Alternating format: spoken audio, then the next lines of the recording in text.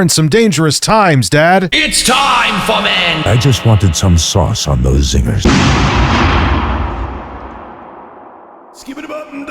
How's everyone doing? I hope you're having an awesome and luscious day. And by luscious, I mean very luscious. A couple shameless plugs. First and foremost, make sure you subscribe to Review Tech USA. I upload content on a daily basis and I stream on a fairly regular basis as well. I'll be having an upcoming live stream this week where I'm actually going to be gutting an old PC and putting those parts in a new PC case. So I'm going to be building a PC. I'll have a video linked below when I have it scheduled. So make sure you come check that out. Also, make sure you check out my ASMR channel called Tech25 ASMR. I'll have links to everything I mentioned below in the description and top pinned comment. Man. So Laura Fryer, who was one of the founders of Xbox, she was on the original team and helped the console and platform come to fruition.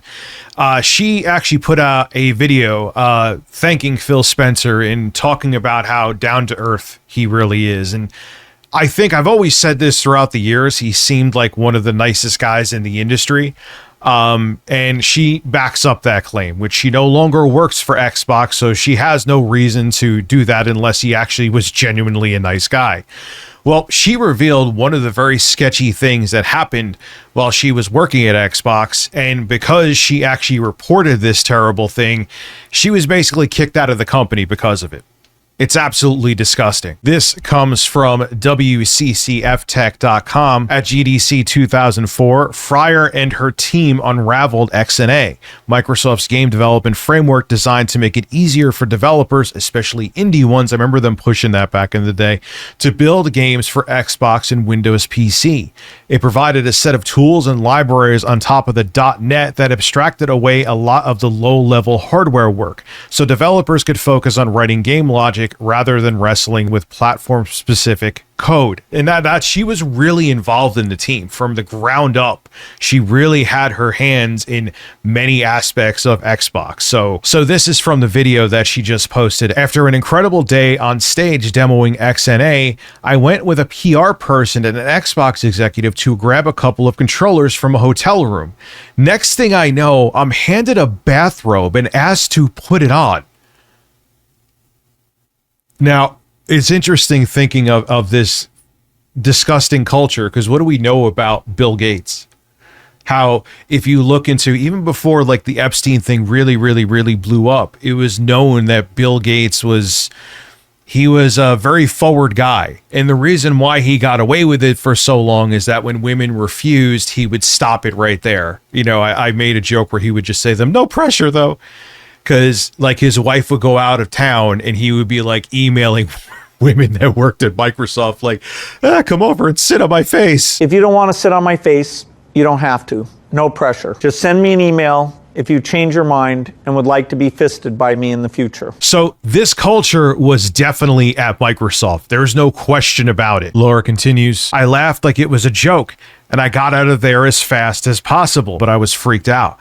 I barely really thought about it much until the next week when I got back, and that's when I suddenly was told that I was being reorganized out of my job. Now, WCCF Tech says eventually she confided in a friend inside Microsoft who went to report this to human resources while she was still thinking about it.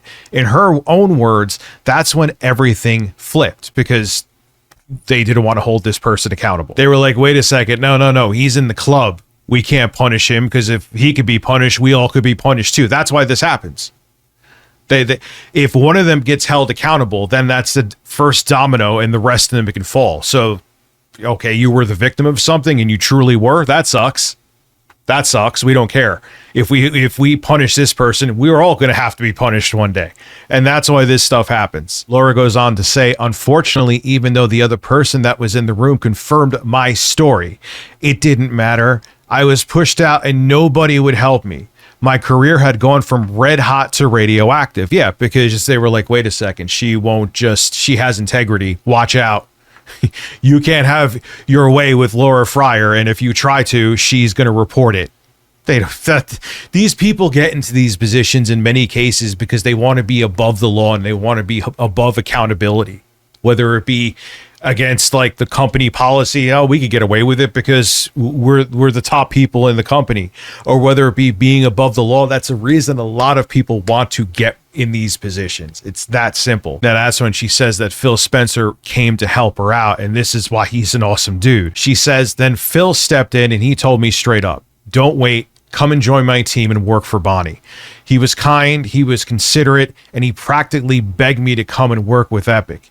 He knew we had a strong relationship and he genuinely needed my help. And just like that, my nightmare ended. Odd enough as it is, but there's so many parallels that it doesn't matter. I'm talking about Xbox and the founder of Xbox and what's going on with the Epstein files.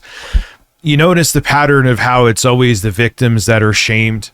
It's like they're not telling the truth. They're not doing, they should lose their job, this and that. And they're the ones that have to be silenced. The victims are always the ones that are silenced. You're seeing it with the Epstein files. Look at what happened with Laura Fryer. It's the same thing time and time again, where powerful men who were friggin' sociopaths are like, you know what? I screw them. They didn't want to just be submissive and obedient. Well, time for them to be punished. Time for them to lose their job. Time for them to be threatened. That's where we're at. And with what's going on with the Epstein files, I think it's waking people up now. A lot of people who used to be the get woke, go broke bros, I've noticed, are noticing, nah, this is real stuff. These people are ruining people's lives. Child trafficking is a real thing, and sexism is a real thing, and these people think they are above accountability. No, they weren't. It wasn't just lefties, clutching their pearls. It's a real thing that people need to be very aware of. And we have to hold these bastards accountable, whether it be legally or career-wise, and just shame them. Even if they never see sit in a jail cell, shame them. Make it that they wish they were in a jail cell. They would be less stressful for them than dealing with normal life, because they're constantly shamed for being the awful human beings that they truly are. And the fact that she was demoted and punished because of the bad actions of someone else is just gross. And shout out to Phil Spencer, man, for actually being one of the very few genuinely good dudes in this industry, because Lord knows 99% of these son of a bitches aren't.